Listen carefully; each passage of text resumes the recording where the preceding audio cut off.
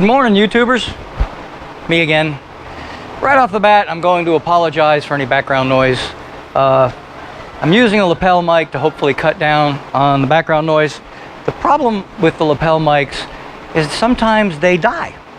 And then you've got no audio, but no way of knowing that they're dead. Well, mine's got a little blue light, so I got to constantly keep looking at it. Had a video where like 90% of the audio went because my mic died. So I prefer not to use it. Probably increases the quality of the sound. But I've got this big old fan going in the back, but it is hotter than a bank robber's pistol today. So yeah, I've got to run the fan or I'm going to die of heat stroke. Nonetheless, this video is about these. We are going to, or I am going to, I don't know why I would say we. It's like, I guess you and I, right? So we are going to install some ladder bars today, which is going to involve putting in a cross member. You saw in the last video me putting in the frame rail connectors in order to connect this part of the ladder bar to something. I guess I could have just put some pinions out or something right from the frame rail, but without the frame rail connectors there was nothing to hook these two, so either way that had to go in. But we're going to use a cross member, which I also showed you in the last video that it does clear the exhaust by some miracle. So far so good on not having to mess with the exhaust on this car, which that's a good thing because exhaust can be very expensive. Now what I'm going to do that's a little unorthodox is 99.9% of the time, well maybe not that often, but most of the time, a shop will measure corner to corner in order to locate where the rear end is going to go. But I'm kind of happy where this rear end is right now. Okay, we're just going to reconfigure how it's held in. It's held in with leaf springs and shock absorbers right now. We're going to change it over to ladder bars and coilovers, okay, and a panhard bar. Now, right now this rear end's where I want it to be. Even though we're changing the rear end, I can use this rear end to locate it, right? So if I locate this part of the ladder bar on this current rear end and get all of this end set up and make sure I don't move anything because this is adjustable. Okay, so we'll make sure these are where they need to be. Get everything set up. I'll only tack a little bit of weld here on one side just to keep these lined up. And then when it comes time, I'll grind that weld out of there, take this rear end out, put the new rear end in, and then we'll set up a new rear end to put in here. Probably put it in as an empty housing because it's lighter. Why wrestle with a bunch of weight if I don't have to? And then before we finish everything up, we'll make sure we put in the pinion and make sure we get the angle right and all of that before we finish weld everything. So really have very little measuring to do until we actually get to maybe the panhard bar. But in reality, we're just going to use what we already have to line things up. We're going to keep it simple, right? We're going to give it a KISS. Keep it simple, stupid, right? K-I-S-S. Or keep it simple, Simon, or Sam, or somebody. Anyway, I'm just going to do things maybe not the right way, but it's going to be my way, and it's my opinion, the easy way. And if you're at home and you're doing stuff like this, you don't have complex laser setups, you don't have complex, you're going to use a measuring tape, right? And that's not going to be as accurate as some of the more high-tech equipment that like body shops have for doing framework and things. So we're going to keep this, and always will keep this, as far as I know, on a home mechanic, home fabricator level. Okay, there's some fabrication shows that I like to watch, but they have all this high-tech complex equipment. I'm never going to buy that stuff. I don't do enough of this, and as much as I'd love to have that sort of stuff, it's just not practical to build 1 or 2 cars a year, you know? So I'm finding ways that you at home can do these things with minimal tools. If you've got a welder and a grinding wheel, yeah, you're going to need a grinder, some sandpaper, right? A welder, a grinder, a hammer, yeah, pretty much, I think that's pretty much it. You're all you're going to need to do what I'm doing. Okay, there might be a few other tools that I'm not thinking about, but just in reality, you need very basic tools. Okay, welding is very important because obviously this is going to be holding the rear end in, so let's make sure we get our welds good. But aside from that, the rest is easy peasy, right? So I may get people criticize me, that's not the right way to do things and what have you. Yep, you're probably right, because maybe this rear end from the factory isn't right. Maybe it's not exactly where it should be. And we're not building a drag car, so the odds of this thing having to go dead straight down the line is non-existent, right? If it was good enough now, it'll be good enough when we're done. Okay, so that's really what we're going to do. So we're going to use the present rear end for a guide. We're going to use its setup that it has right now to set everything that's new up, with the exception of the panhard, because we will have to take the leaf springs and everything out to set the height, and then so that's going to be, we'll have to do a little measuring then. Okay, and even then we're probably going to use the body and the tires once everything's in and kind of set that up, but we'll do some measuring, but it's going to be minimal. Okay, it's going to be simple, as simple as I can make it. So if you're a home mechanic and you want to do work like this, don't be scared. Okay, it's possible. I'm just a regular guy with basic shop tools doing things that you would pay huge money for a shop to do for you. So hang in with me, see how I do it, see if we can keep it simple, and in the end we'll see how good it comes out. Let's get started. I may have lied a little bit. There was going to be some measuring. I don't know. I think I said there wasn't going to be any of them, and I'd be wrong, so forgive me for that, but it's going to be very basic. The reason I'm measuring is I want to make sure that this is where it's, not necessarily where it's going to be, but I want to measure from across here, so when I make my marks to cut, one, I can double check them, and I want to make sure I'm the same distance, so that, because if it's cockeyed, it's going to come out longer than it needs to be. So I want to make sure this is squared. I guess I could put a square here and make sure it's square that way, but I want to make sure we're going to be in the area of where it's going to be, and it says I'm right at about 40 from there to the edge of this, and so we're going to do the same here.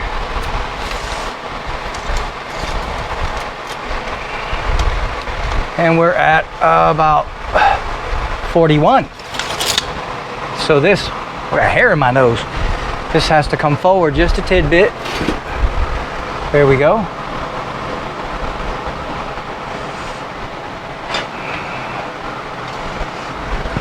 Now let's try it again.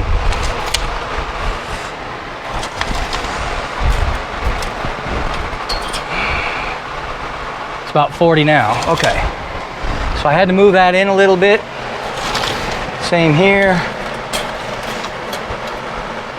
Yep, they're both right about 40, within a little here or there.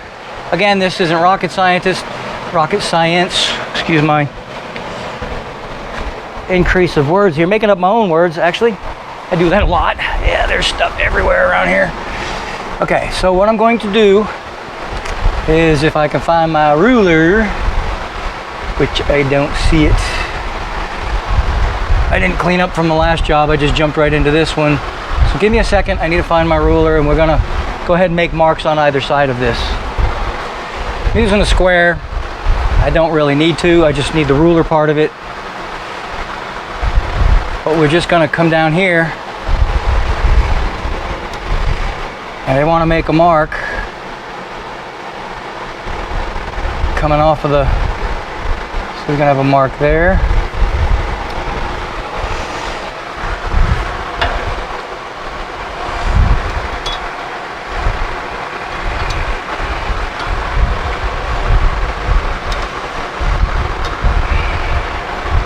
Well, this one's a little bit different. That's strange. How did I do that? We were here. Oh yeah, I see it. It's still, because on this side I'm running into the frame, but I guess I did that on that side too. So, okay, so we're gonna make a mark here. Let's go to the other side. Ow, bumped my head. I love 4-post lifts. Nope.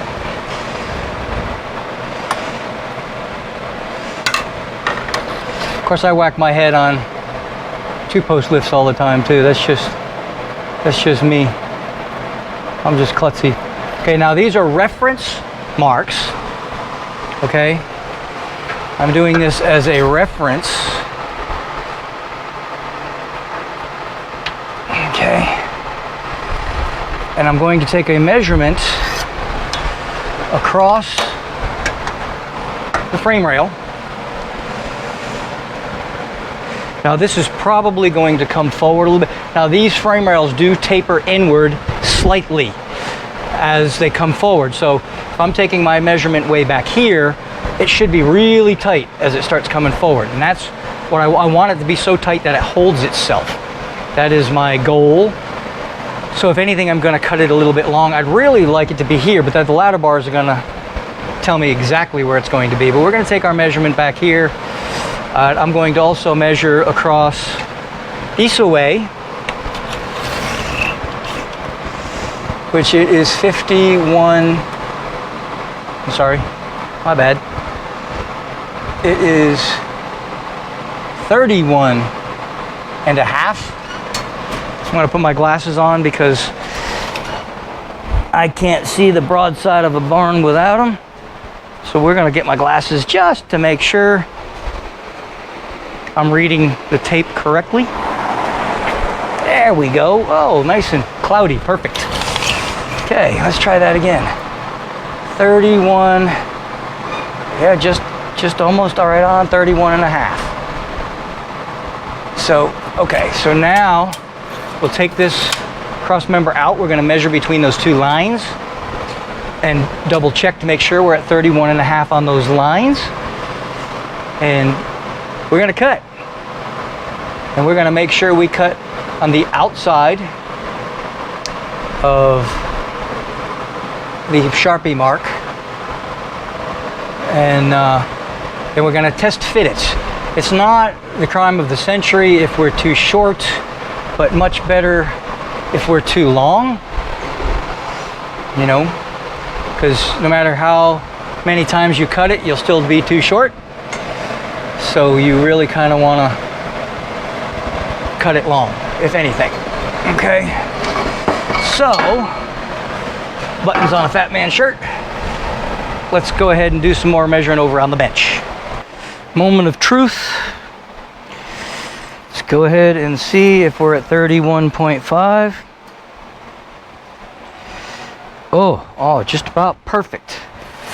Okay, so here's the fun part.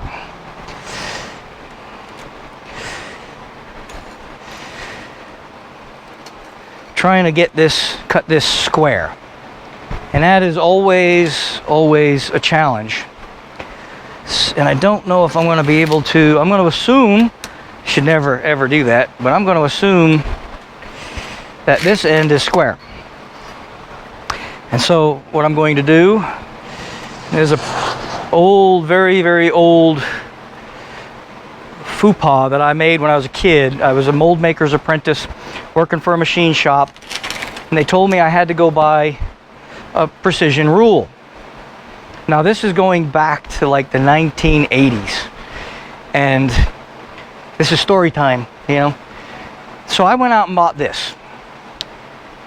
You can buy one of these at like your local Harbor Freight for about $7, okay? I've got one, as a matter of fact, or junky one. This one is precision and ground. This one is supposedly the golden grail of slide rules. I paid in 1980 something $110 for this. Now it comes with different attachments, but that was still a ridiculous amount of money for a slide rule regardless. And when I got back with it, my boss made fun of me. Now here's the problem, it's not long enough. What I was hoping to do is if I could get a measurement here, I could have made this line absolutely perfect. But unfortunately, that's not the case. But what I can do is I can do that, and I can make a series of marks all the way around.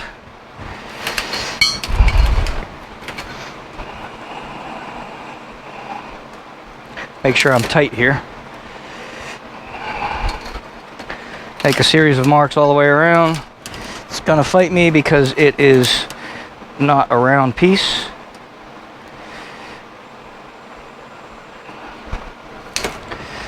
That is always the hard part about working with tube, unless you're going to cut it with a tubing cutter, which I don't have one that'll cut steel. So this is how we're going to do it. This is how we do the brand new dance now. Come on, baby, make some marks on it. Okay, this is why I do videos on car repair and not music videos. All right. But we do have a good 31.5-inch marks here. Just unfortunately my slide rule. You know, I probably need to buy one of those carpenter ones that are huge, right? That would have been perfect, but I don't have one of those, so this is how we're gonna do it. And I'm starting to notice, wow, this was not centered. I don't know if I want to center that or not, because I'm looking at, from the edge, I'm looking at 11 inches to that side, and I'm looking at 13 inches to this side. So I have to decide. I kind of put this where I wanted it, but it's not centered. That could be a problem. I want to go back and check real quick, see if this was centered on the drive shaft. I kind of centered it to the exhaust, so we may have to make some adjustments. But let's see, wait a minute, from the center, let's do this. Right from here, maybe this isn't even, who knows. From the center, we're at about 16.5 to the center on that side. Holy Moses. Is that can't be. Oh no, okay, I went from my mark, my bad. Okay, 27 3/4 to the center. 27 1/4. So we're a 1/2 inch longer on one side. So this is not centered. Well, I'll be dipped in horse pucky. Well, that's close to 27 3/4. That's 27 1/4 to 27.5 at the most. So it's off a little. Okay. Well, I need to decide whether or not I want to put this in central or just line it up with the way things are in the car. So stay tuned. Let me get back to you. There's a little bit of craziness. These marks that I made are actually perfect. This is dead in line with the drive shaft. So I'm going to go with my original marks, which sounds kind of crazy, but that's really how it wants to be. My dad always said, he was an electrician, and he used to put in, you know, when he was putting in, you know, plugs and sockets and light fixtures and what have you, he would say most houses are crooked, especially if you're putting stuff into an older house. He says most of the time the walls and the baseboards and things are not exactly straight. He said if you put everything, if you take a level and you put your level on there and put everything in level and the walls are crooked, your fixtures are going to look crooked and they're going to blame you. And you can take your level and go, but look, I did the right job. It's the sheetrock guys that screwed up. They're still not going to be happy with it. Okay. And they're probably going to redo your fixtures or make you redo your fixtures as opposed to the sheetrock guys coming in and putting all new baseboard or whatever. So, of course, I'm no builder, but that's how my dad used to say. He said, so if the walls are crooked, you put in your parts crooked. Weird, but true phenomenon. So even though this, for whatever reason, is totally different, it's really strange because it's way, way further from, but I get this is probably not dead even either. I'm sure there's some variance in here. I'm going to blame this piece, not my work. Let's just go with that. Okay. But anyway, nonetheless, I'm going to go ahead. My marks, when I put it in there, this was dead center, at least by eyeball with the drive shaft. That could mean that the drive shaft's not straight. Very possible. Could mean that the frame rails that I put in, they'd have nothing to do with it. Well, I guess, okay, yeah, so maybe the frame rails aren't exactly straight. I mean, I didn't really measure them. I just went frame rail to frame rail and lined it all up with what was already there. But again, if the car is crooked, well, we'll just keep making everything crooked. I know that sounds crazy, right? But it has worked for, how old is this car? It's a 75. So if the car is a 75, oh shoots, it moved. Dadgummit. I thought I tightened that.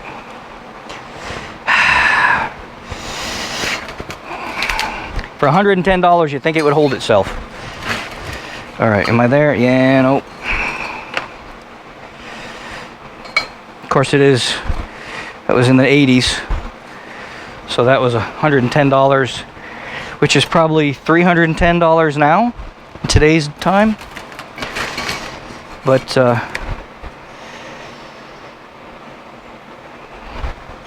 it is, what does that make it? If it's 80s, 90s, 2000s, 2000. So let's go with 80. See, what was I, 19 years old? So that was like 1984. So 84, 94, 2004, 2014, 2024. So 40 years. So this is a 40-year-old ruler. And it's still measuring. So it's allowed to have a little bit of slop. All right, we'll cut it a little slack. All right.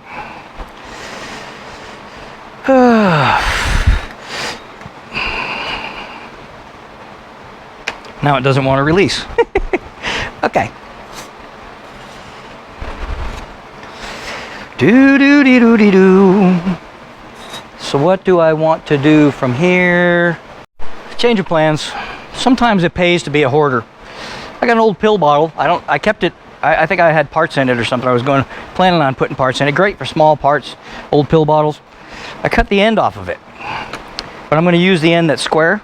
Okay, and look, it fits nearly perfect. This side fits a little tighter, so it'd be nicer, but I didn't cut it real square. So we're going to use this side, and I do believe we're going to be close enough to round to just use this as a template.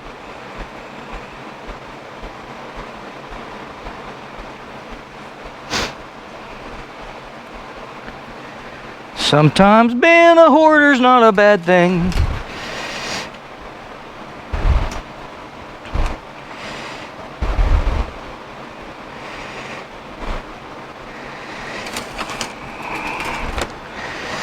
So there we go. We got a nice round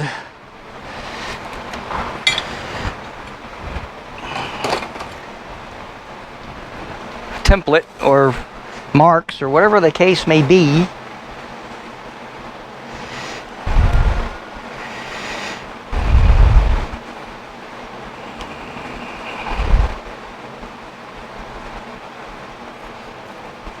Now, like I said, I am going to cut this a little long, and I'm going to do that purposefully because I would rather have to grind and trim a tidbit off of it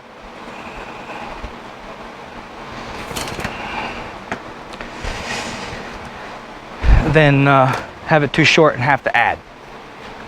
So I put my, because I'm forgetful, 31.5. Let's double check my marks.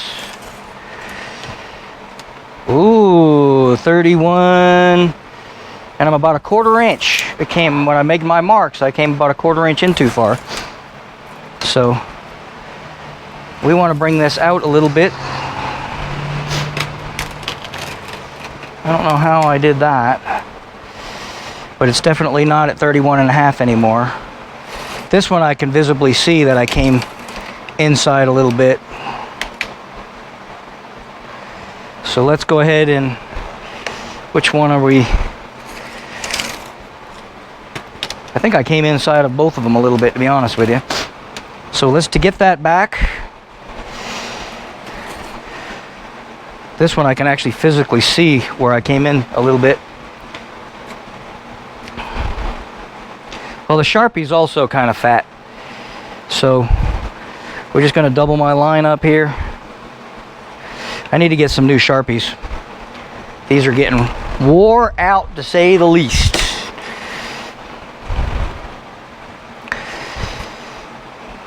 And like I said, I want to be a little bit on the big side. So when I do this, because we can always grind, right? With a little bit of grinding. See, you can see that mark. I'm off of it a little bit because of the width of the Sharpie, probably. Sure. Oh, just throw stuff, spill stuff. Yeah, we're doing all right. Okay. There we go.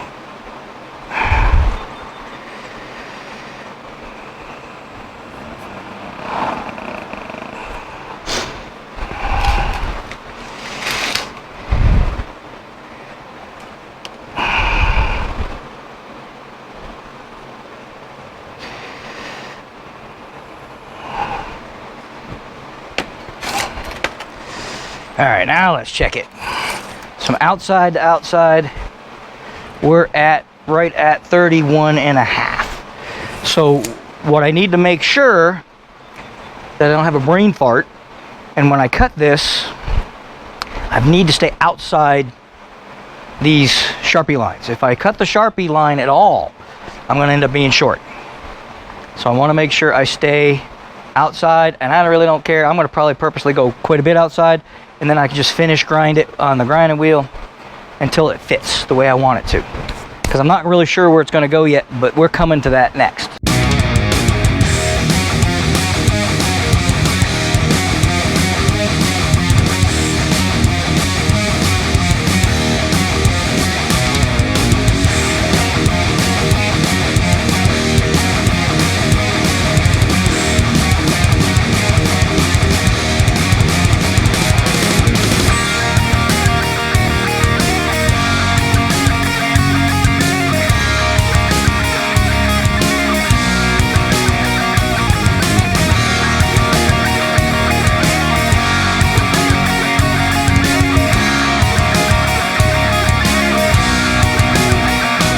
All right. I've got it into place. Now I don't know, I'm not positioned where I'm going to be yet, but she fits. Look, she's nice and tight in there. So I've accomplished what I want. The drive shaft looks centered. That's about where they're going to be. I might tuck it up in there a little bit more. I think I probably will tuck it in there because once I put the mounts on, let's get the mounts on, see where it's going to be. I think I'm going to get it up as high as I can get it, just for stability purposes. I mean, even if I can get it up, actually I think it's coming, oh yeah, it's going to be way up here now that I think about it. Because I remember the ladder bars came to about here, so I'm way in the wrong spot anyway. But we're tight here, we're going to be really tight. I might have to trim a little bit, but we're going to be up in here somewhere, I'm sure. So I don't know why I cut it back here, just, which is nice because this would be perfect if it's right in this little crevice here. That'd be really nice. But I'm gonna get up, this is probably gonna go pretty much right up against there. So let me put the mounts on here and let me get the ladder bars, and we're gonna position everything where it's going to be, right? Yeah, sounds good in theory anyway. But yeah, this is going to be the widest part of the frame. So as I move this in, I may have to grind a little bit, but that's good. If we're tight here, then we have plenty of material to work with once we get in there. So let's get the ladder bar and see where we're at. I've got everything in place. This is off a little bit. This has got to come forward somewhat. Got this jammed up in there. There's nothing holding it, just simply a press fit. And the ladder bars are just sitting on top of here. I'm gonna get these lined up and get a bolt in them. That way everything is where it's going to be, and then I'm gonna start tacking stuff. Really making small adjustments and tacking.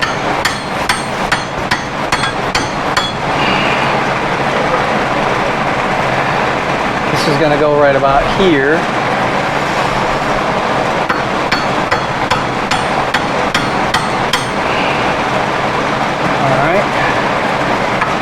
So I'm going to let this down just a tad,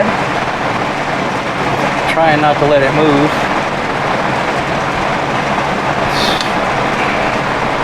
There'll be quite a bit of adjusting going on once we, there we go.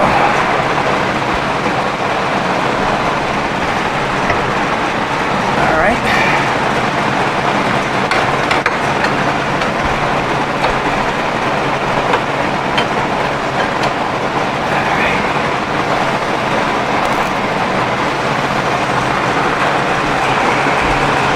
Now this has got a crush nut. And I really don't want to put that on all the way because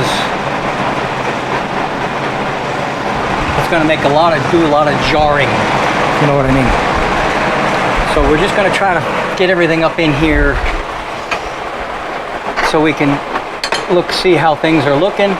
Now see this one is enough room to get a nut in there.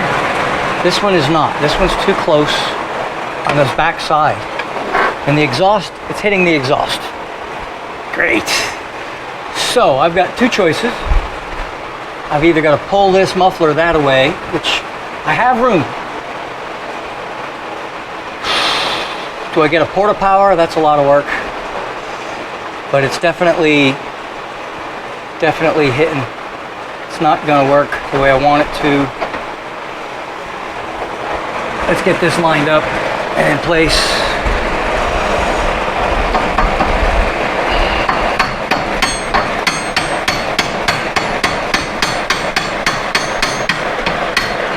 Looks pretty good.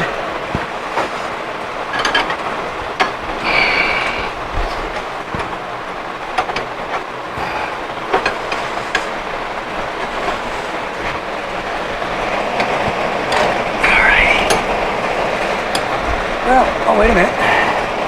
Well, we might be able to get this in after all. Let's see. Well,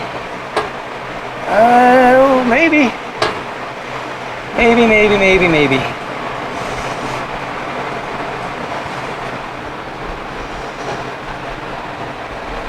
That's gonna come down just a tad.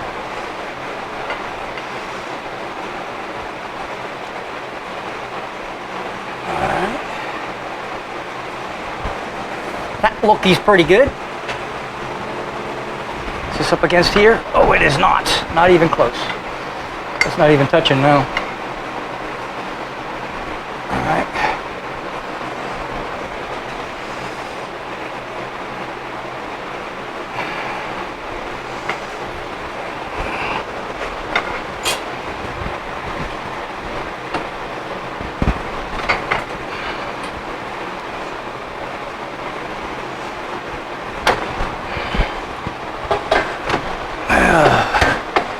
It's going to be a little difficult.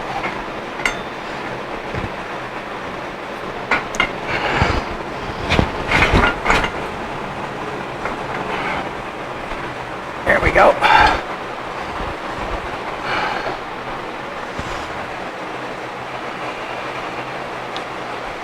The exhaust is making this kind of that's not even touching back there.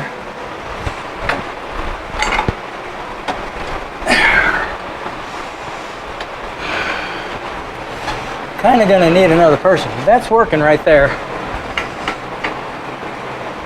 But gonna have to have somebody hold this while I tack that, I guess, or I guess I can try to do that on my own. But that actually looks.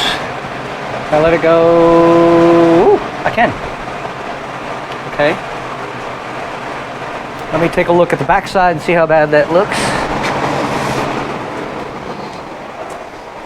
This would definitely be easier with two people.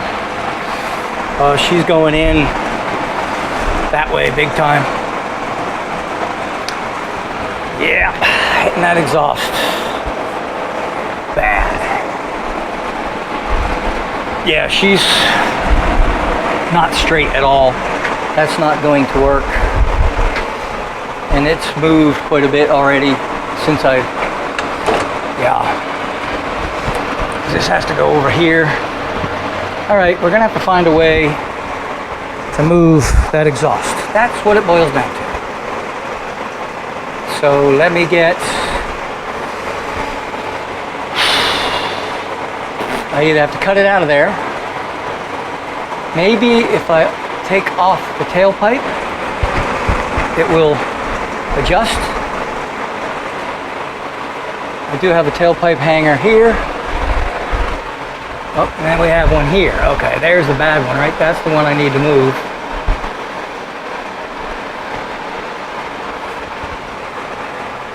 then I'm afraid it's going to hit my cross member, which actually my cross members needs adjusting. Here we go. Okay. That looks pretty good. This needs to come over though, for sure, for sure. All right, let me find some way to push this exhaust over. I don't know if I can just bend it. We'll try that first. And then if that doesn't work, we'll try unscrewing the exhaust hangers. And if that doesn't work, I guess it's coming out. Oh, I thought I was gonna make it. I still think we can use this exhaust. We're just gonna have to make some adjustments. But for this particular job, it is in the way. I was hoping it wouldn't be, but it is. So hang on, let me get a crowbar before I give up on, before I go ahead and pause this video and start having a brainstorm on a different situation. I'm going to, these jack stands are nice, but they are in the way right now. All right, so here's my, there we go, here's my motor mount, my muffler mount. Did I move it? Looks like I may have moved it.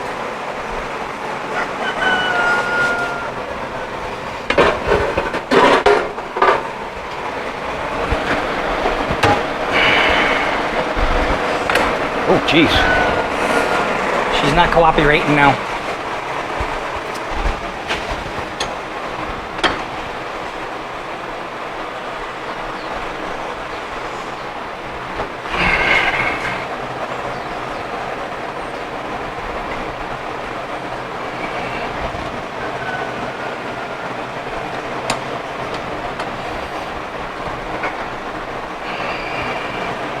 It's not too bad right there.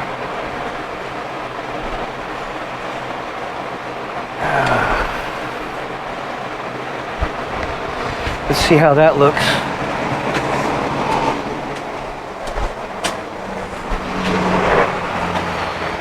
And she's still going in, but not as bad. She's still got to come over this way a tidbit.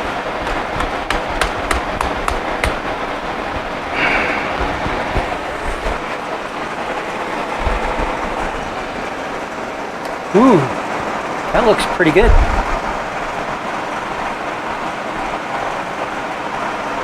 That looks pretty good. Pretty good.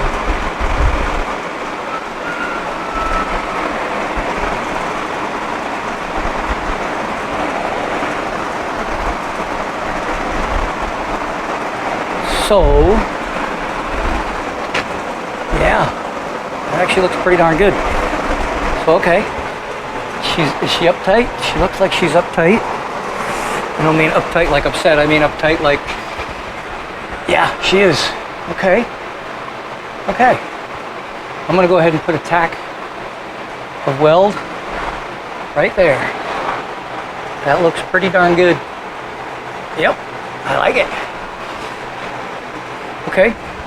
Let's put a little zing of tack there, or zing of weld, whatever you want to call it. Tack weld. Just to hold that in place.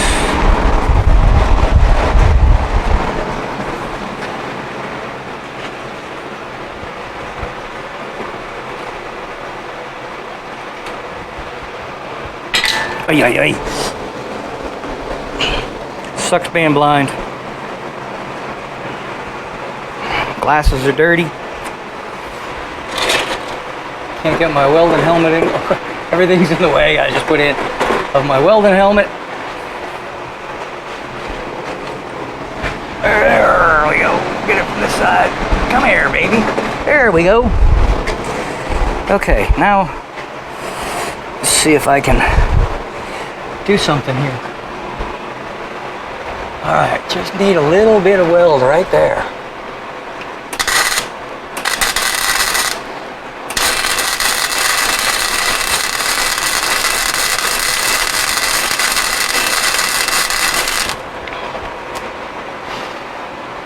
think that'll hold it. All right. I think that will be very adequate. Let's check the other side. Make some adjustments. Stay. All right.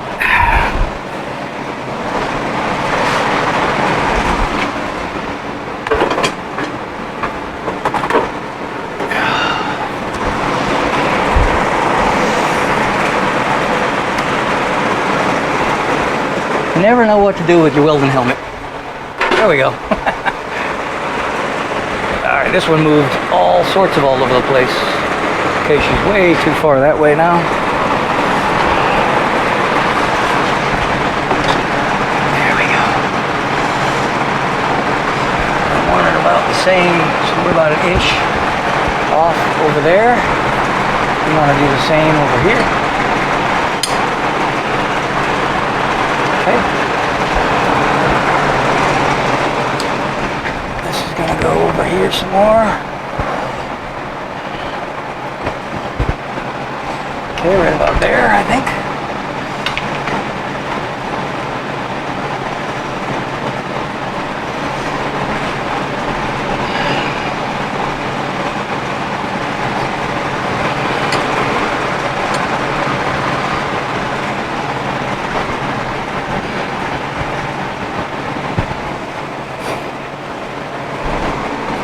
No, there's not much to listen to here.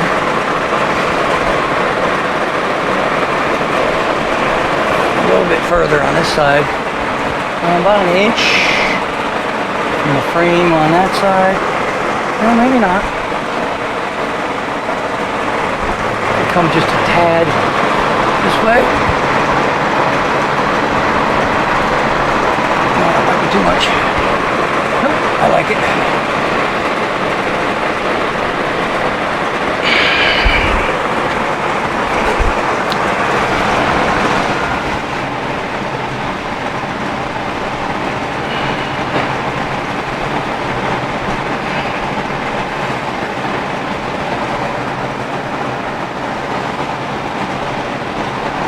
Seems a little,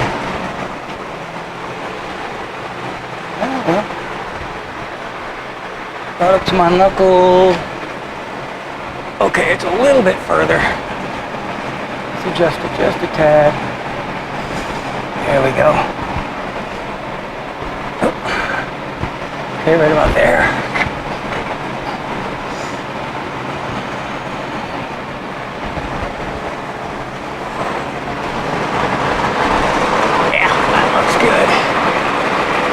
Straight.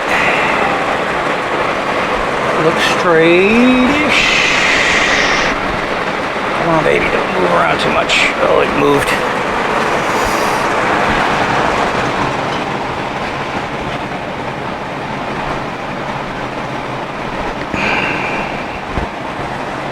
Looks good right there. Let's put a Zinger weld on this one. Then we'll just adjust things as we go.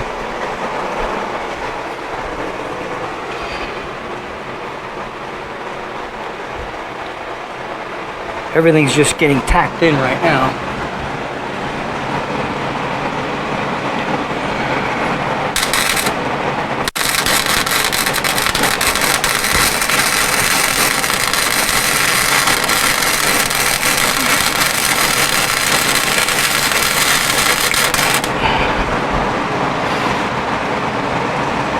And that's just a barely attack too.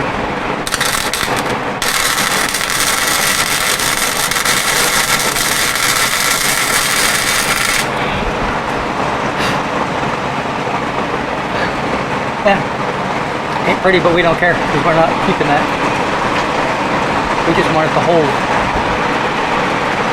and I think it will. Okay, now this is higher than I want it.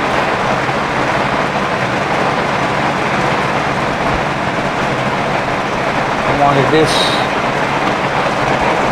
It's about a 1/4 inch from there, 1/4 inch from there. I like where that one's sitting. I don't like where this is sitting. This is sitting too high, which means that tack was sitting too high. Dang it! And this is not, well, like I said, we might have to make some adjustments.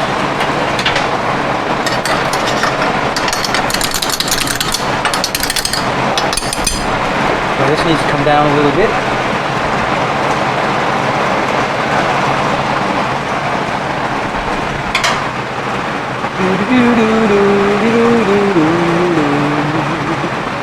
So I guess I'm gonna have to grind that weld because this has to come down.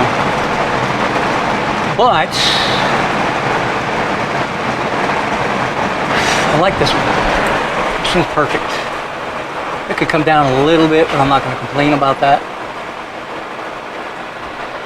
Or should I?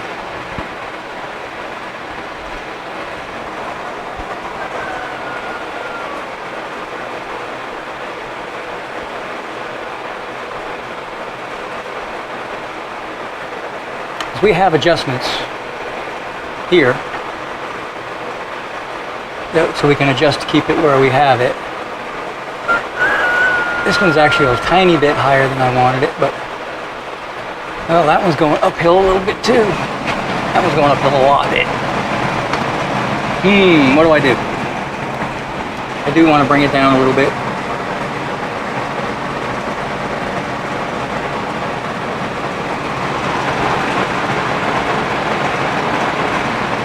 I'm gonna probably cut that. Let's see if I can, if there's any, oh, there is a little bit of play, okay.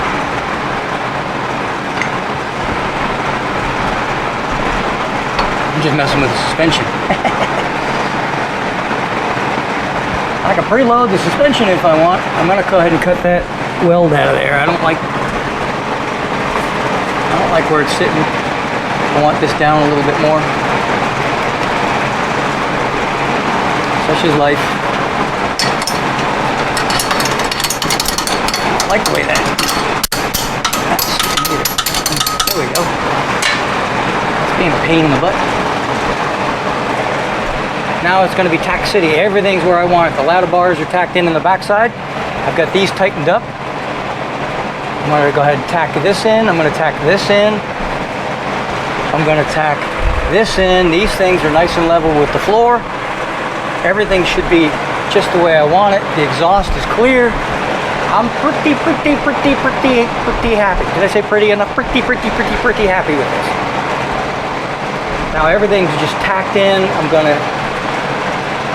well, that's not tacked in yet. We'll get it all tacked in, and we can move all this other junk out of the way, and then just finish weld it. At least up here. We're still not gonna do anything back there because we're putting a different rear end in here. But yeah, that's pretty exciting, right? And then it's going to be time to tear out this rear end and start working on the new one. Hee-haw! Got everything tacked in here pretty solid. It's just tacked though, but it's not going anywhere. I'm going to put a few more tacks in. I'm going to take all of this apart because this is temporary, remember? So this is going to come off. I'm just going to take all of this out. Okay? Grind that away. And I'm going to finish welding all this up here. And when I get the new rear, then we'll yank. We're going to get all this stuff out of here, all rear end and everything. We're going to get the new rear end set up and get the housing at least over here and start lining it up. And yeah, that's pretty much it. So I'm not going to bore you with just finish welding everything. The getting this all lined up was the big deal on it. And again, this is irrelevant because this rear end's going. So once I take these off, I'll take this screw out of here. I'm going to do a couple more tacks here and here before I do take this off because I don't want any of this to move.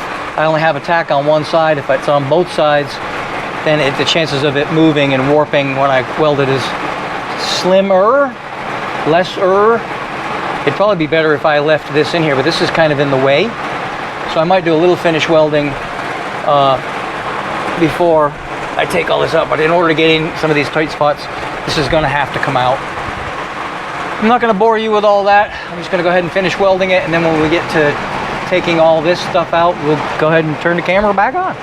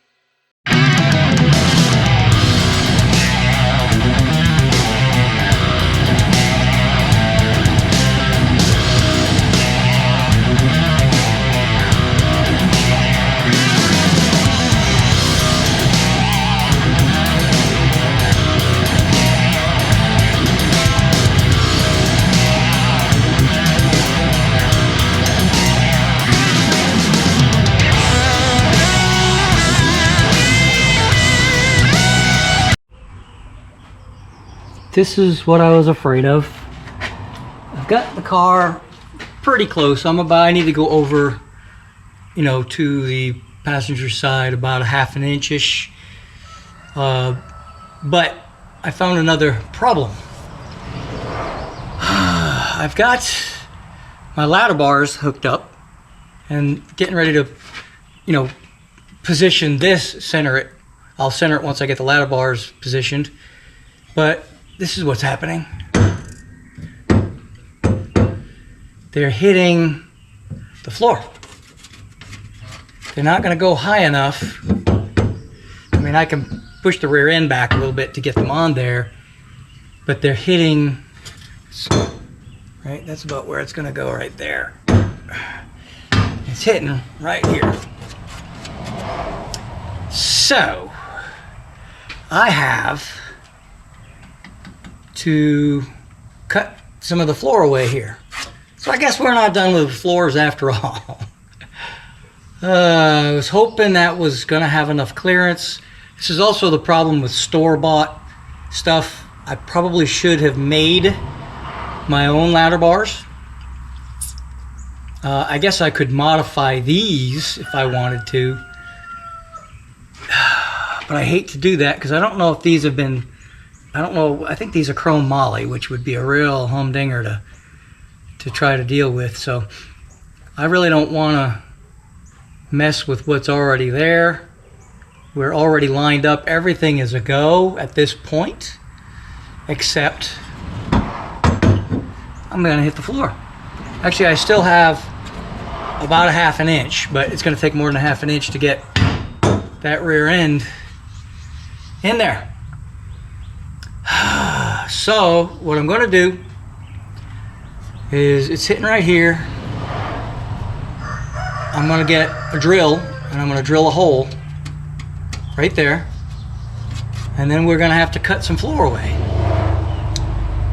There's a brake line right here, but it's got to be replaced anyway, so we'll pull it out of there. I'll have to reroute that, which we're going to do anyway, just because we're going disc brakes.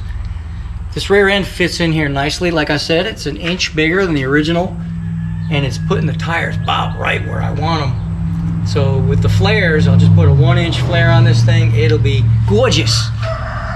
But we're going to have to do away with some of the stock flooring. The cool thing about this is I do believe, I could be wrong, but I do believe it's going to be behind the seat. So nobody's going to see it. So that would be cool, right?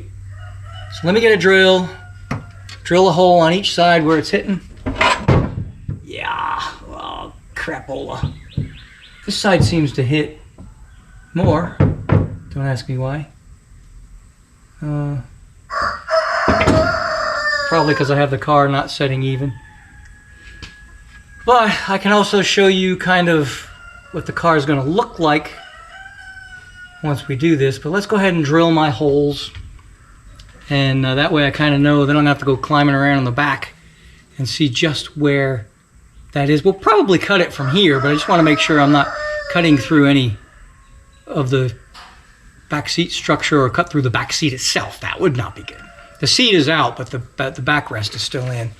I don't think it's going to disturb anything, but you never know. So let's get my drill real quick.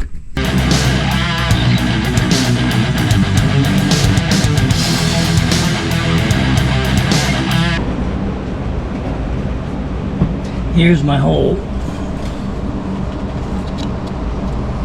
And we can see it is under the back seat. So it won't show, which is awesome.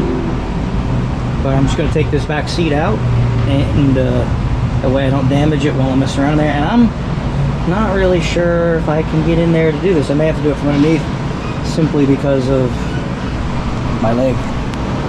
It doesn't bend so good. Climbing in and out of a car is not so easy, so we'll probably do this from underneath. But let's take that seat out so that we don't hurt anything. After a ton of mocking up and hacking up, I had to take the tailpipe off. I had to hack the floor. Got the ladder bars up inside the floors. We'll repair that later. I have the ladder bars clamped in place. I still have to put it in the panhard bar, and as you can see, I've got the coilovers. I think I'm going to mount the coilovers right back in the same spot, only, you know, I'll have to put some brackets on the rear end, of course. Got my pinion angle set, and just for kicks and giggles, I did use a very technical tool to make sure I was centered. I took this against the tire, and whoop, you can see it's just barely touching, just maybe a 1/8 of an inch or so. And then when we go back over to the other side, we do the same thing, and it does the same thing, just about 1/8 of an inch. So I'd say that's pretty close.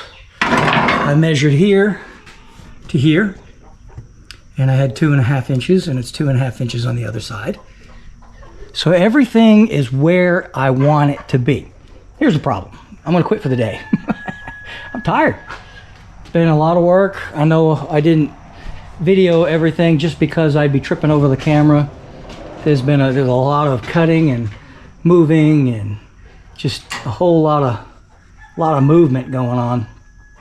So unfortunately, and I apologize, I did not film it all, but it doesn't, you saw me set most of that up on the old rear end. I did have to adjust this ladder bar a little bit because it was too far forward, in spite of the other rear end being, I guess maybe the other one was crooked. I don't really know how that happened, or maybe these axle tubes are slightly bent. I mean, that's a possibility. Or maybe the axle tubes on the old rear end were slightly bent. And so I had to move about 3 turns on a heim joint to get it to where I wanted it. I'd say it was probably about a 1/4 inch too far in on this side. But we have everything where we want it now. Hopefully and prayerfully, nothing will move before tomorrow, or by tomorrow, or till tomorrow, or nothing will move, period. So I can get my panhard bar in here, and everything's clamped in place, as you can see. Get the panhard bar in here, make everything, lock it down, get my coilovers mounted in. That's going to make it easy if I can use these original mounts, and I'll just have to build mounts on here. I'll tack these in, and of course, as you can see, I can't move this car, and it's actually sitting a little bit higher than I want it. I want to drop it just a little tiny bit more. I don't know if I can. She's almost up against the bump stops right here. If you look, she's got, I'll have to move the bump stops for sure, because look, I'm what, 1 inch from the bump stop? So we'll probably have to take those out just to give me some suspension travel. So I really think we're done. Maybe lowered another inch at the most. And I've got only a tiny bit of rake. I have, if we go over here, we'll show a better tape measure. Got this one to the bottom of the rocker. We're looking at right about there. So that's what, 3, 4, and then that's 2 inches right over that 4. I don't know what that is. And then this, you can see it's almost dead level. So we're about a 1/2 inch from being perfectly level, and the front tires are going to drop. The front tires are going to drop 1 inch, so that will make the front a little bit lower. I think we're going to just leave it where it's at. It will actually, once everything settles down, it'll go down about that far anyway. So I'm going to put everything where it's at now. The car is almost dead level within a 1/2 inch. Once we load the shocks, it should settle into that 1/2 inch anyway, and then we'll be perfectly level. We're going to have to flare that, obviously, because you see the tires rubbing a little bit. Rub-a-dub-a-dub. So, but we planned on putting flares on here anyway. Let's get all this finished up tomorrow, and if you want to get a little step back and kind of get a look, see how the car is looking, you can see that looks pretty darn good, right? Once it has all matching wheels.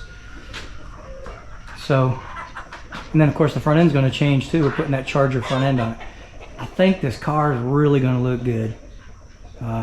like I said, the front tires are going to be about an inch shorter. So it'll drop that nose just a tiny bit. And then when we load the shocks back here, that'll also bring it down a little bit. So overall, I think we're right in the ballpark. And tomorrow we'll finish up welding some of this stuff, get the panhard bar in, and all that. Happy horse buggy. This is probably going to be the biggest challenge of this build. Well, but maybe with the exception of putting Charger fenders on an Aspen later on. But so far, the ladder bars came with their own mounts. The panhard bar came with its own mounts. So all I had to do is kind of line stuff up and put it in. This is a completely different situation. I am going to use the stock shock mount on the top, so that made life a little bit easier. But I'm completely in the dark right here. I have nothing. There's no, because of the angle and the dangle and the distance and I've got nothing. So this is my plan. And plans can change because, you know, again, we're going totally scratch. This is what I plan on using. Let's see how that fits in there. Pretty nicey nice. I'll have to make some spacers. And it's going to go like this. It's actually going to be at an angle. Oh, it's heavy too. It's pretty heavy gauge stuff. It's going to go kind of like this. And we're going to cut all this out and make all that happen and make it all look pretty. And hopefully anyway. This is going to be my template. So I'm going to bring it over to the bench and start. I'm going to cut it out of cardboard first. And because of this is going to be angled this away and that away, and you see the rear end go this way and that way and this way, that way. It's going, well anyway, it's going to be deeper here than here. It's going to be more shallow. And it's going to be a challenge. It is definitely going to be a challenge. Now this is a little bit bigger than the piece that we're using by about, oh, I don't know, a little bit. Of course, we can cut it down. But this is going to be a lot of bench work. Uh-oh. Woo. Okay. I don't know if that was allergies or breathing too much welding dust. But we're going to try to use this box to build our template. And that way, if we screw it up, I just messed up a box. And this is actually the box the panhard came in. Panhard was a lot easier than I expected it to be. I don't know if we can even see that in here. I don't know if we can even see that. I'll get you a little better picture of the panhard here. Let's move you in a little bit. We're hung up in my welding wires here. The GoPro has its disadvantages, and that is one of them, is it shuts itself off. So anyway, well, the video anyway. Here's my panhard. This was the bracket that came with it, and there's another bracket, shorter one, goes over here. And basically, everything's tack welded right now. This one's tack welded in. That one's tack welded in. I went outside of that one, inside of this one. I don't really know why I did that. Just, it's balanced out better. It would actually stand up on its own like this. Whereas if I put them both on one side, I would have had to hold that to weld it. And so I kind of went with the holding itself thing. It just means things are more balanced, right? I don't know. But anyway, this is locating the rear end where it's supposed to be. It's not tight yet. And the rear end has slightly shifted, but I've noticed that the bolt here has also got to be tightened. And when it does, it should pull the rear end back to where it's supposed to be. It moved about 1/8 of an inch or so, which again is not a lot, but again, it's adjustable with the panhard. You can always adjust it in or out, move it over one side or the other. Same with the ladder bars are kinda where they're at. There's some adjustment up at the front. If you wanted to adjust pinion angle, you could, but right now I've got them sitting pretty flat. I like them where they're at. So again, everything's just tack welded. If I wanted to move anything, I can. But here's our challenge. So let's start cutting on some cardboard and see if I can't, you know, make things happen. Probably, I don't know, we might do a little explaining. I've got my fan off right now because it is god awful hot. I mean, I am talking hotter than my wife's new bikini. It's pretty darn hot out there.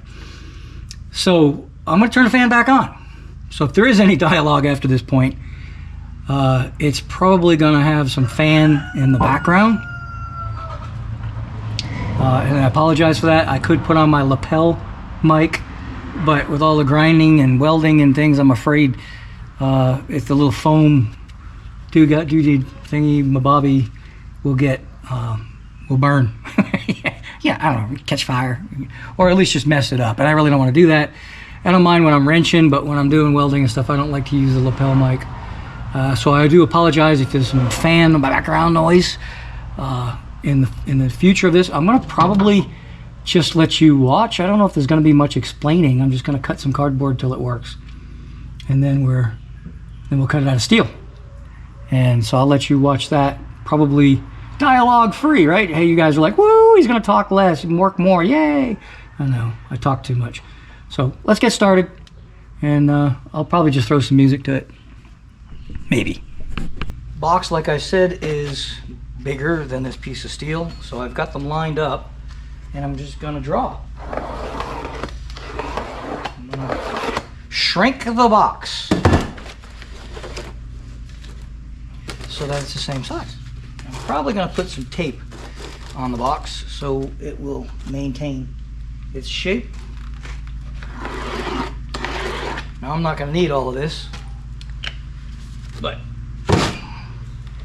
so we can just cut this box down to what we need. I'm gonna go ahead and put some pieces of tape on the end.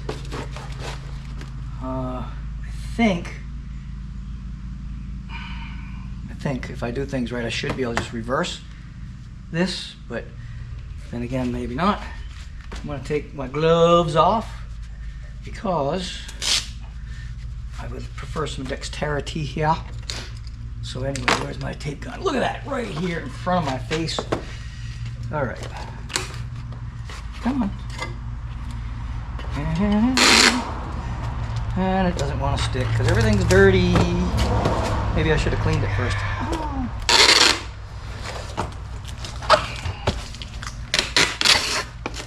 Oh, and I ran out of tape. Holy Moses and Aaron. It's like batteries are always dead and the tape always runs out. It's just one of those things. Do I have any more here? I do not. Oh, great. So, let's see what else. Oh, wait. We probably only need one side, so let's just go with that for now. All right. And we really don't have to worry about that too much. So, okay. So let's cut this down. Oh, and just for notation, the Freon cans are the exact same size as the axle tube. So when I go to make my doodah, you know what the doodah is, right? Which is going to be here-ish, probably. Let's do that. I think we should be good enough. Let's do this. All right. I probably didn't like that. I don't think I like that. So let's go here. All right.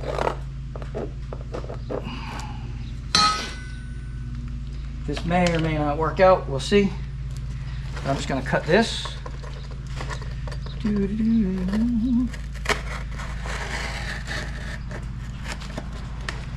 I actually have a knife just for cardboard, so I don't know why I'm doing that.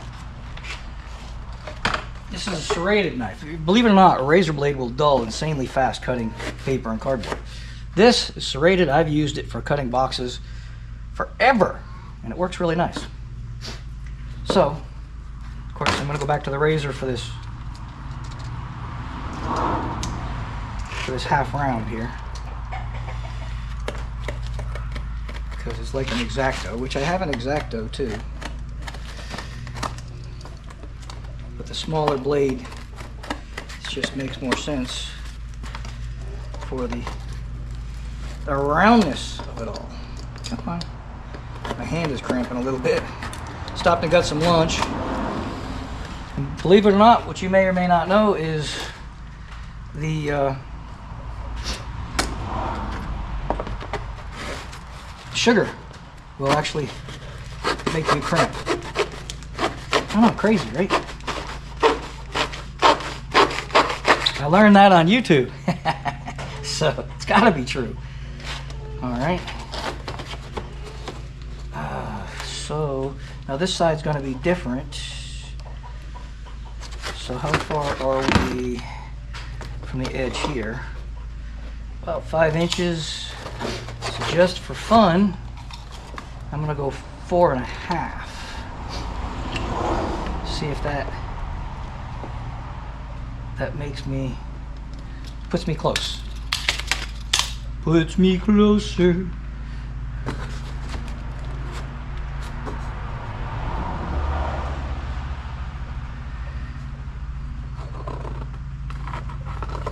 This is just guesswork right now.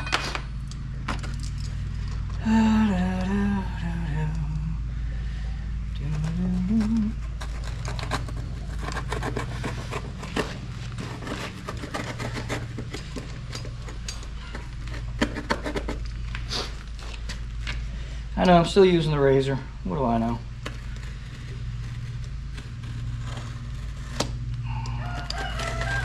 It just seems easier. Except for here. Alright. Now, I guess what I'm going to do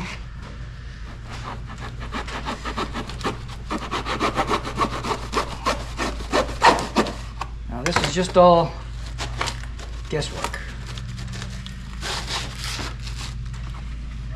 So,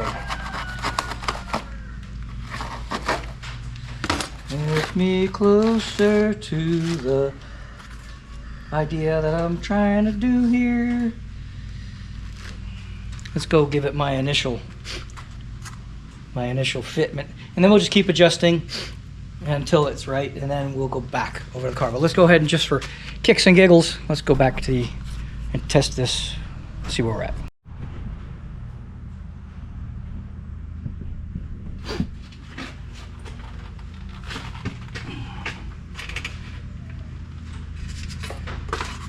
Now, I don't think that's going to be near enough of an angle. Oop, that's wrong one. It's wrong too. Oh, that might be better. So if I go here, there needs to be more of an angle. Alright, so I need to cut the back side of this a bit more. And then, of course, I really needed it this way. I kind of did it backwards. I needed the open end here. So I did this backwards. Okay. Be good for this side. Do do do do. So maybe I'll make another one. We'll figure we're halfway done on this one. Let's make another one from the other side, for the other side, and fit it better. But we're going the right direction here. For sure, going the right direction. This is what I came up with. This matched up pretty decent. Probably could trim a little bit more here. Angle's a little tiny bit off, but we can grind that and adjust that. The way it was fitting, I needed to put some ears. Okay, once I put those ears in, I may just leave them like that. Or, although that's not gonna work, is it? Because I'd have to weld the ears instead of having a piece that I could already cut the ears out of. Unless I cut this down. But as much pressure is going to be on this, I really prefer to leave the thickness of this tubing. I'd really like to keep all of this to weld on, because here's the perch and it's roughly the same amount. Same with the ladder bars. That seems to be a minimal amount of welding, especially since all of the weight of the car is going to be on this. So I either need to find a piece of steel, which would be what, 4-inch? 4.5 inch. I could probably lose a little bit of this and maybe a tiny bit of that. So I could probably get away with 4.5, 4-inch. I could probably get away with 4-inch. This is 3-inch. I have some 4-inch, but it's thinner. I didn't really want to go thinner, so I have two choices. I can weld my ears, which is probably what I'm going to do. Because if, like you're seeing here, if I welded the ears the full length of this tube, or I could do, you know, I kind of didn't want to have to go that wide because it fits nicely in there.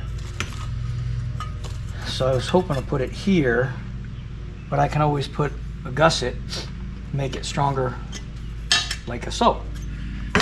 We can overbuild. Overbuilding is, you know, it's fine. So do I cut a piece out like I did here?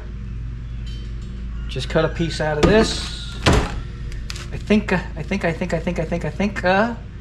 I may just go that route. So let's cut a piece of steel. This one was the right one, the right way. So probably better off going like so, yes? Which, it's funny because I'm not going to have this wall. But let's do that. And then I'll add my, I don't know what I'm going to use yet. I want something thicker than this. We'll figure it out. Let's just start drawing pictures, start cutting steel, and see what we got as soon as I find my Sharpie.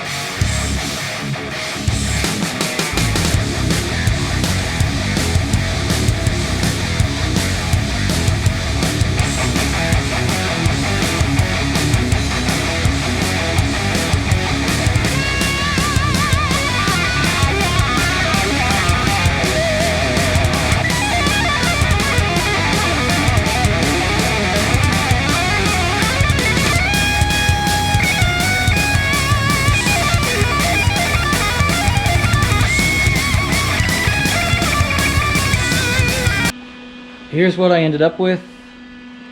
It was a longer version from where I cut.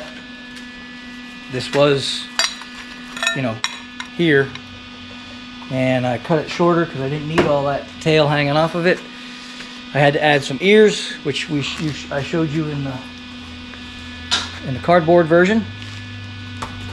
And this is not the finished product because this is way too wide for the shocks. This would be fine for a regular shock because it would have that big bushing.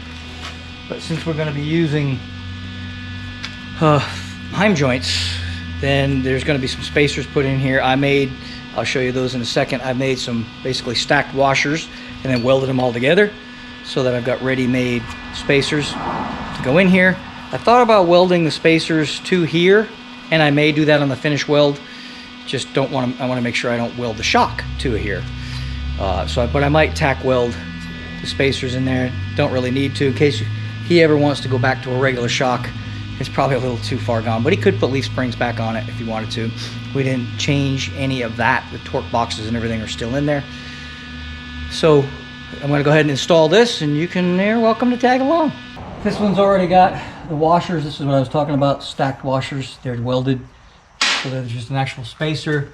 This one's ready to go. So we've got to do some adjusting to make sure we're not against the rear end. So it's going to go right about there when I get ready to finish weld. This one we're going to go ahead and hang over here. And I need a bolt. Now I've got some nylon locking nuts for the finished product, but we don't want to put those on just yet because they'll melt when we finish welding everything. Alright.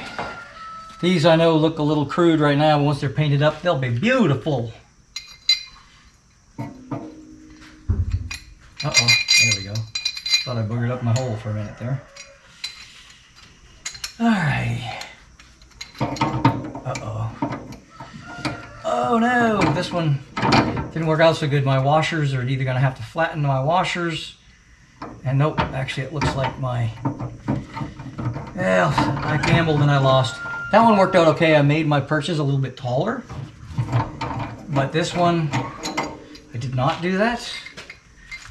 And it bit me. So sometimes you win, sometimes you lose. Sometimes you just gotta sing the blues.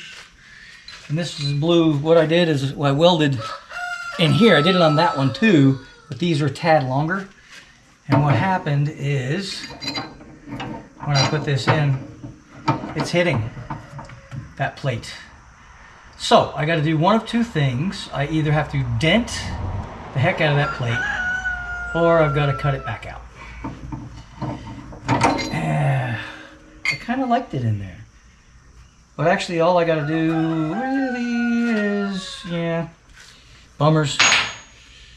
These are just not far enough off of this to leave that center plate. And I liked it there for support. I was going to originally put it from here forward, and I should have listened to myself. But nope, I didn't. So I may go ahead and finish this little bit here and then cut that back out of there. This is what I'm going to have to do. I made my necessary adjustments. Now, everybody's going to frown on this because I'm going to make the first couple of tack welds without my helmet. I do have my safety glasses on. But I'm just going to tack it. But I need my eyeballs so I can see what I'm doing.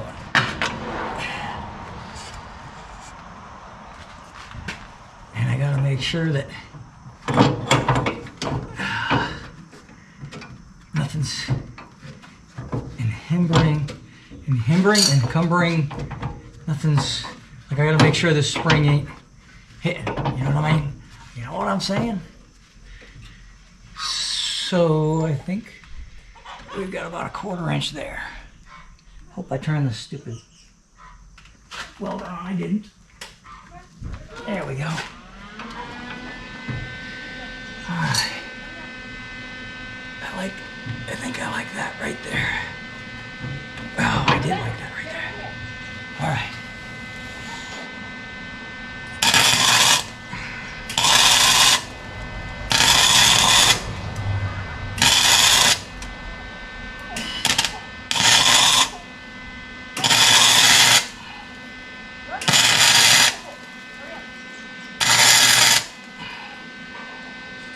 that's holding. We'll put the helmet on for Mo. And I'm going to tack it a little bit better than that, I think, with the helmet. Can I use the helmet in here? I'll have to raise the car up a little. Let's go ahead and get a little bit more. I don't know why I got this up over here.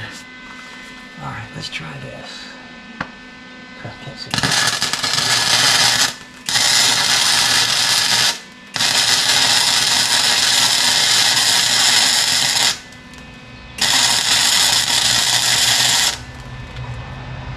There. I don't think that's gonna fall. Not anytime soon. There we go. Okay, let's do. What? It's creaking. All right. That's that one. Now, let's see if we can do the other one real quick. With the same danger. Welding without a helmet is never a good idea. And it's not just because, you know, if you close your eyes, you're not going to get the flash burns, but the possibility of a hot spark hitting you on your eyelid is still there. You know what I'm saying? So I don't recommend it. It's just unfortunately, for right this moment, and this one's giving me a hard time. Why? Come on, baby. There we go. Yeah. All right. Yep.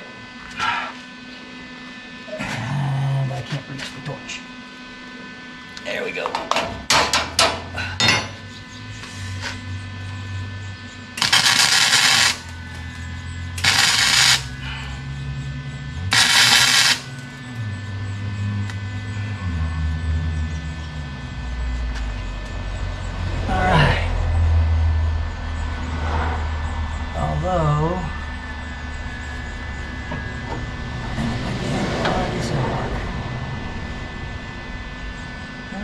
That angle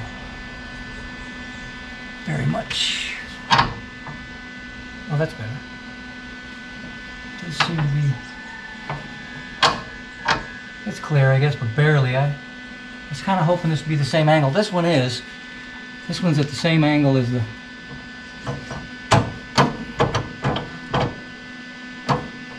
But this one seems to be a little bit not the same angle. It'll work, but I was hoping for a little bit better alignment, but we'll be okay. All right, so let's go ahead and put my helmet on, tack that in a little bit better, and you know, you just gotta know. Oh, blood! Dadgummit! That just barely touched my arm, and I sprung a leak. Can you believe that? No weirdos, no problem. I guess I better quit because I'm getting kind of loopy here, breathing all these welding fumes. All right, let's kind of put a little bit of, I don't know.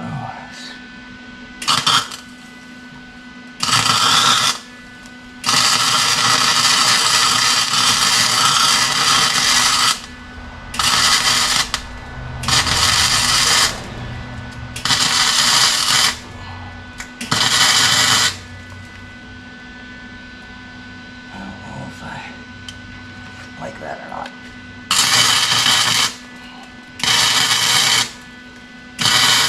There we go. I like that better.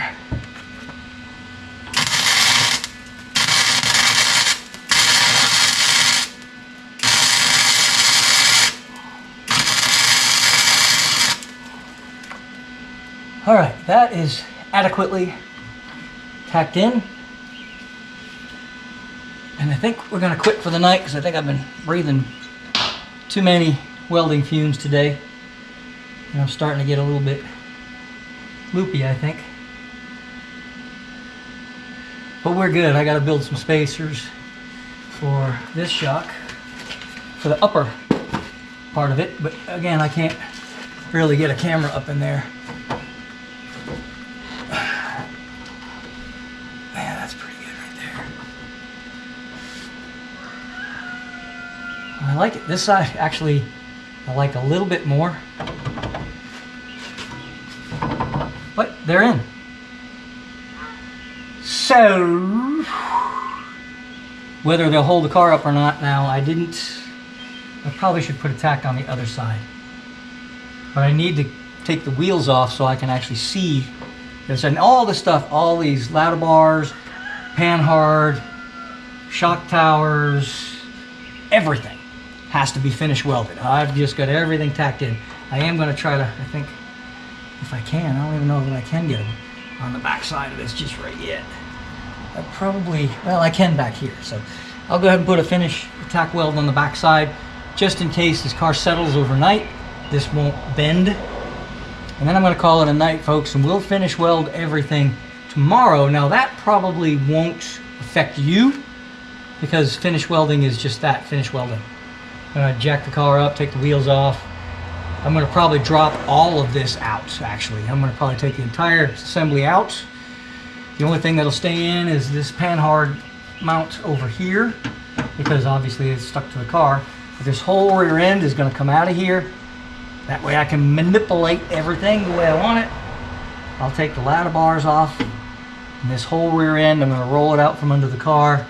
And I'm going to finish weld it everything from optimal angles. Because the overhead welding, as anybody knows, is not the best angle to weld. Now, I've been getting better at it, I must admit. But I'm still it's even for the best of the best. Well, okay, the best of the best is not a big deal. But for us garage mechanics like me, you know, just basic backyard mechanic, overhead welding is still not my bestest. So, that being said, if I take all of this out, I can tip this rear end whatever angle I want to and have like an up to, like I noticed with TIG welding, most people when they TIG weld, they like to set it on a bench and have everything perfect, you know. And I wish I was that good, and TIG welding is still definitely my weak point, which I need to work on that. Thought about buying a welding table. Saw one on sale. Wasn't cheap, but it wasn't expensive either, and it would have really been great for this particular job. And to be honest with you, I could still use it. I still might do that. See if it rains tomorrow. I might go spend that money. It was a couple $100. But honestly, when I'm welding this rear end, I could just roll it off with a lift onto the welding table, and that would just be sweet. But I just don't know if, I don't know. Put it in the comments. It'll probably be this, by the time you watch this, I probably will have already bought it or not bought it. But would a welding table be beneficial? I'm burning my bench up over there. I've caught it on fire a couple times. It's Formica, and now it's more like Formica with holes in it. So a welding table would be really nice. It comes with a bunch of attachments and stuff. And I could actually do away with one of my tool carts that I have here. It's just, I have so little room in this shop to add a welding table that's like 4x4, I think it is. I don't know. Let me know what you think. Should I buy a welding table? I really don't want to spend the money, but it would be a great idea for this. We'll see. I'll tell you what, we'll let the weather decide. If it's rainy tomorrow, I might just go buy it. Jump in the truck and, well, actually it'll probably fit in my car, but because I bought that Magnum. That car is awesome. Anyway, yeah, we'll decide on that tomorrow. We'll start the day tomorrow with decision making. But yeah, all this will come out. I'm gonna weld it where I can see everything instead of, you know, up in here with my head up in the car and everything else. I've got to build me some more washers for up in here. I think it's going to be the same, about 6. I'll measure that up. Panhard, everything on this rear end can be welded nicely if I take it all out of here. It would, I mean, and everything should line right back up. As long as I don't move anything, it should all go right back where it is. So, because everything's going to be finish welded tomorrow, and really, you know, watching me disassemble this, finish weld it, and put it all back together, I don't think it's going to make interesting YouTube. You decide. But I think, can you smell that? Smell that burning smell? That's me thinking. Or it could just be all the welding that I just did. But I think I may end the video here. Just because It's the end of the day. It's starting to get dark out. And it doesn't get dark till 9 o'clock this time of year. And the wife likes me to spend a little time with her before we go to bed. And, you know, it's after 23 years of marriage, the fact that she still wants to spend time with me, right? I must be doing something right. So, yeah, I think we're going to go ahead and end the video here. And, yeah. And then I'll probably take some snapshots before I take all this back out and finish weld it. But yeah, you get the message. It's in there, right? You can see it. I mean, that's it in a nutshell.